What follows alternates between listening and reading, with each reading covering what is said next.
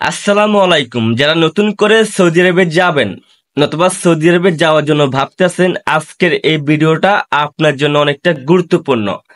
Saudi আরবে 5টা নিষেধাজ্ঞা দিছে। আজকের এই ভিডিওতে আমি শেয়ার করব, আপনার সাথে আলোচনা করব 5টা নিষেধাজ্ঞা কি।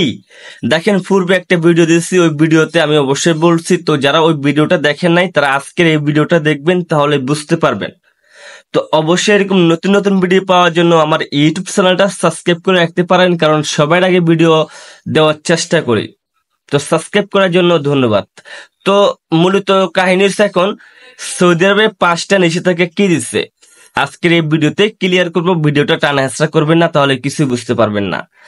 দেখেন, 5টা নিষেধাজ্ঞা দিচ্ছে। প্রথমত, আপনার আঙ্গুল যদি কাটা থাকে আপনি কিন্তু সৌদি আরবে যাইতে পারবেন না। আপনার আঙ্গুল কাটা, অথবা আঙ্গুল দুইটা, মানে একটা জায়গায় দুইটা জোর আঙ্গুল থাকে না, ওরকম থাকলে আপনি যাইতে পারবেন না। সৌদি আরব এম্বাসি আপনাকে ভিসা দিবে না। 2 নম্বর হয়েছে, আপনি যদি আগে সৌদি আরবে যাই থাকেন, যদি আপনার পাসপোর্ট থাকে, এখন যদি নতুন করে পাসপোর্ট করেন, ওটার সাথে যদি আপনার বয়স এক হয়ে যায়, তাহলে কিন্তু আপনি সৌদি আরবে যাইতে পারবেন না। আপনার যে পাসপোর্ট, ওই পাসপোর্টের যে থানার নাম আছে, ওই থানার নামে আপনার পুলিশ ক্লিয়ারেন্স লাগবে।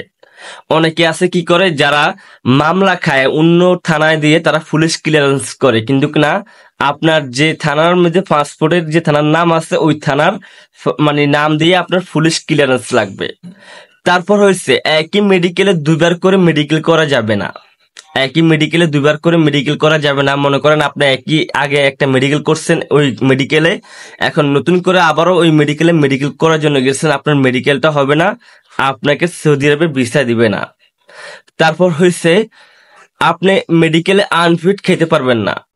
আপনি যদি মেডিকেলে আনফিট খান, তাহলে কিন্তু আপনাকে সৌদি আরবে ভিসা ভিসা দিবে না। আপনি যত পাসপোর্ট করেন কোনো লাভ হবে না, আপনার সৌদি আরবের ভিসা হবে না যদি আনফিট খান। তো অবশ্যই গুরুত্বপূর্ণ, মেডিকেল করার আগে অবশ্যই একটা সিম্পল একটা মেডিকেল করবেন, তারপরে আপনার বড় মেডিকেল করবেন। তো অবশ্যই বুঝতে পারছেন এইসব নিষেধাজ্ঞা দিছে। যদি এগুলো আপনার থাকে তাহলে আপনি কিন্তু সৌদি আরবে যাইতে পারবেন না। তো অবশ্যই বুঝতে পারছেন। ভিডিওটা ভালো লাগলে শেয়ার করে দিন। তো সবাই ভালো থাকবেন, সবাইকে ধন্যবাদ।